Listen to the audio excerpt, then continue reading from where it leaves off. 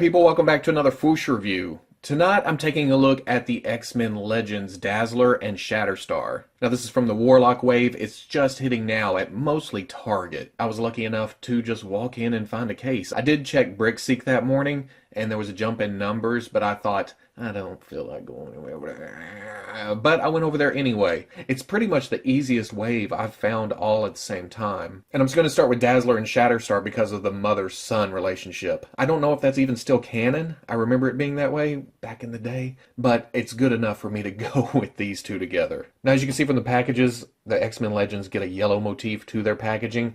Doctor Strange got orange. I can't remember any of the colors off the top of my head because I don't keep the packaging. These two, I didn't notice it until I put them next to each other, are very misleading with the heights of the figures. They have Dazzler way up in the package, looking very centered. And I guess to get the swords on Shatterstar's package, they shunted him down. His feet are pretty much at the bottom of the box. It's just weird looking now that I have it. On the side, very nice graphics of the characters. I love that the yellow makes them stick out on the pegs, but they also did a great job of picking out the character pictures for the sides. On the back, the pretty pictures of the figures, their bios.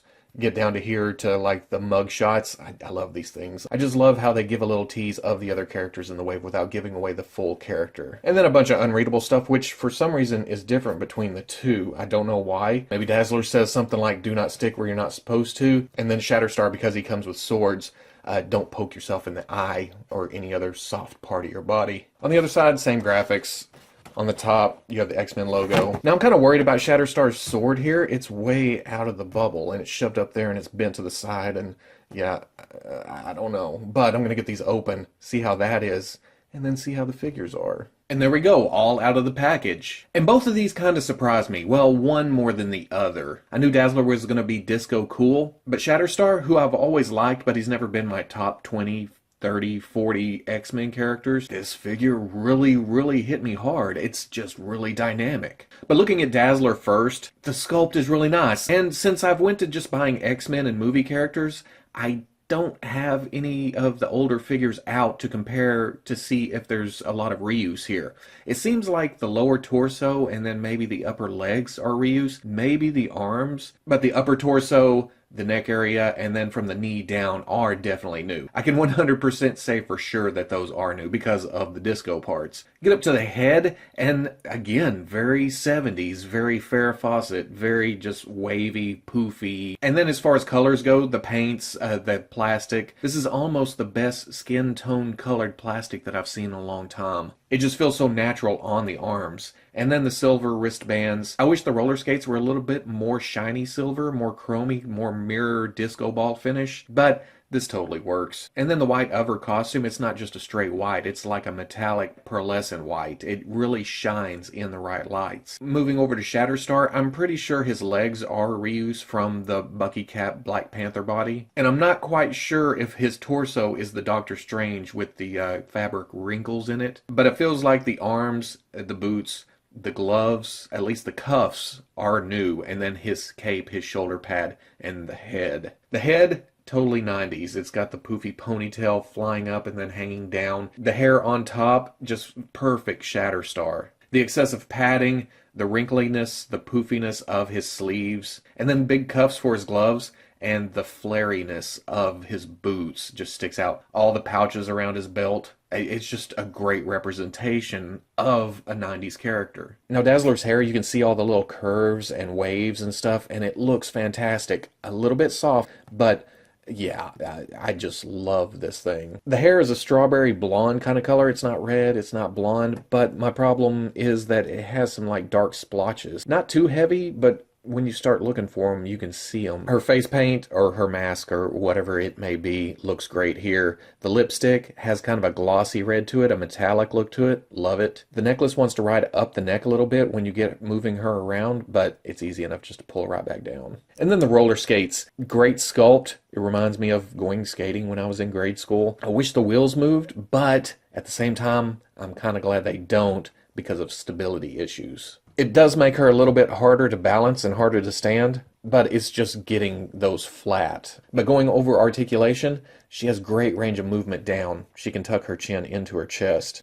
Up, not so much because of the hair. That's just understandable. Swivel, a little bit of side to side. Hinge and swivel at the shoulder, up to there, all the way around. Hinge and swivel at the elbow, 90 degrees, and then that swivels. Hinge and swivel at the wrist, you get side to side, swivel. Torso, get a pretty good range of movement, especially back, forward, side, side, and then it swivels there. The hips come up to 90. It does flare out a little bit because of the shape of the crotch piece, but nothing you can do about that. Back, not so much. In fact, not really much at all because of the butt sculpt. Out, 45 maybe. Swivel at the thigh. Double knee comes all the way up. And then we get to the ankles. This is probably my biggest gripe.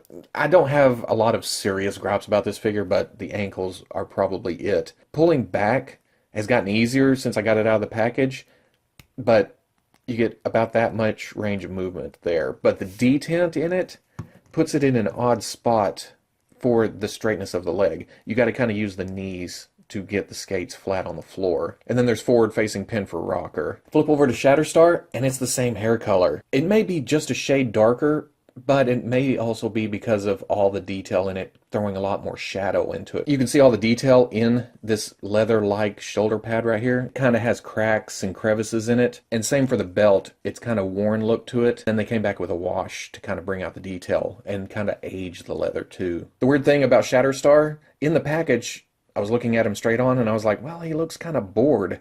He looks kind of just there. But get him out of the package, and because of this head guard or whatever you want to call it, and that again does have a lot of little leather detail to it, it looks really nice. If you kick it down just a little bit, it's almost like his eye follows it, and it gets meaner and meaner the further you get down until the pupil disappears. Get about right there. Yeah, he looks badass. Come up. Yeah, whatever. Come down. I'm going to kick the hell out of you. Nice paint on the star over his eye. His eye's gold on the left side. Nice tampo there on the star on his chest. There's a couple of black dots in the white down here where there is black paint, but not too terrible. It doesn't stick out too much. I really like the color scheme here a lot better than I thought I would. I was kind of rooting for the red Shatterstar look, but I'm completely good with this now that I have it in hand. My other gripe is with articulation, mostly in the arms, a little bit in the torso, but going over articulation there, it's a ball at the top of a hinge. You can get down, you can get up. The ponytail is kind of rubbery, and then these two braids, really rubbery. So they get out of the way really good. Side to side, got swivel. Hinge and swivel at the shoulder, comes up to there, but only comes down to here. He's got that constant, I'm a muscly kind of guy look to him. You can't get his arms down to his sides. Swivels around. Detents are really tough in this, really clicky. Have a swivel at the bicep. Double elbow, but the glove flares kind of get in the way there, so you get up to about right there. And my other problem is that it doesn't seem to want to go straight. That's as straight as you can get the arm. It's straight, but there's still kind of a kick in it. Hinge and swivel at the wrist, goes side to side, which, being a sword guy, I kind of wish these were up and down. And then swivel. The torso goes back, but man, does it open up whenever you pull back on it. Big gap. See the top of the abs. Back to neutral, kick one forward, and that's all you get out of forward. So not a lot of crunch. I wish there was another click there, but yeah, still works out pretty good. Do have a swivel at the waist. Hinge and swivel at the hip. Goes out about to there. Goes forward all the way. Goes back to about right there. Swivel at the thigh. This strap right here is loose, but it seems to lock around the muscle of the thigh, so it stays pretty good right there. Double knee, strap kind of gets in the way, and the boot. Without the strap, it comes up to about right there. There is a swivel at the boot. Hinge at the ankle, goes back good. Goes forward, not so much. There's these wrinkle sculpts on the front that kind of get in the way. And then forward-facing pin. For accessories, Dazzler comes with her necklace, of course. Looks great. She comes with a microphone. She's a disco singer. And then her rainbow light effect. I really love this thing. I love how it fades into the different colors around it. Yes, it's a reuse piece. We've seen it a couple times before, but yeah, totally works for me. I love these things. And then for Shatterstar, he comes with his two swords. One of them is the trademark double blade for Shatterstar, and the other is single blade. My problem here is they're a little bit thick, a little bit big, kind of play school looking. And I don't mean play school as a bad thing. I just mean it's kind of hard to get the handles into the hand and keep them in the hand. You got to stretch out the hand a lot to get it in there. And it'll be a couple minutes before the hand forms back down to grip it right. Also, out of the package, my blades weren't really bent. They're just kind of together. But I think a little heat, spread it apart, it'll look a lot better. And then when it comes to that, I wish his hands were more sword-holding hands, more up and down for the hinge. A little bit bigger, a little bit easier to hold the grips of the swords. But once you get it in there, it's not bad at all. For comparison, here's the two figures with the Black Panther body. Dazzler is taller because of her skates, but this fits in perfectly. And then here they are with the last X-Men Legends series, Cable. I'm probably going to rant about Cable here in a minute, but again, good size. So at the end of the day, like I said, very surprising, especially Shatterstar. I like how dynamic he came out. For a character that wasn't really high on my list, he's up there now. It makes me want more X-Force. I need that era's Cannonball, Sunspot, Boom Boom, Warpath with the tassels. Even though they probably aren't very PC today, even Feral. Give me Feral. Give me that whole team from back then. Much like the Jim Lee Cyclops looks so good that it makes me want more Jim Lee X-Men, Shatterstar makes me want more X-Force. It's crazy. What are you doing to me, Hasbro? You're trying to break me, aren't you? You're trying to take just all of my money. I cut down to just X-Men and movie characters, and then you start kicking the hell out of X-Men and movie characters. Not fair. And then Dazzler, when I saw her at San Diego last year, absolutely had to have her. I love this version. Don't get me wrong, I need the blue version too. But the disco version, it pops back up every now and then. In fact, one of my favorite story arcs is when Gail Simone took over Deadpool, and Deadpool was Dazzler's bodyguard. Rhino was infatuated with her. It's just a great little thing, and she was in this costume. Hasbro at Toy Fair revealed an A-Force box set, and this Dazzler apparently fits right into that, because when I went looking for pictures of A-Force, it's Dazzler in this costume. But when it comes down to it, what cemented Dazzler in my heart was X-Men Annual number 11, when she has the choice to either be a rock star, a lawyer, or homeless. She chooses homeless. And to me, when I was reading that story as an impressionable teenager, at some level, that really hit home with me. And from then on, I really liked Dazzler. In fact, how about this, Hasbro? You're giving us a 2-pack of Mary Jane and Spider-Man. You're giving us a 2-pack of Cyclops and Dark Phoenix. Give us a 2-pack of Blue Dazzler and a new long shot.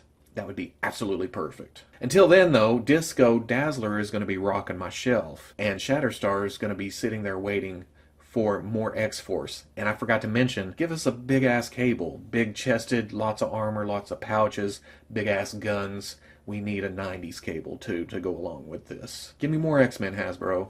I'll be happy. So, if you like this review, comment, like, subscribe, and I'll catch you on the Fwoosh.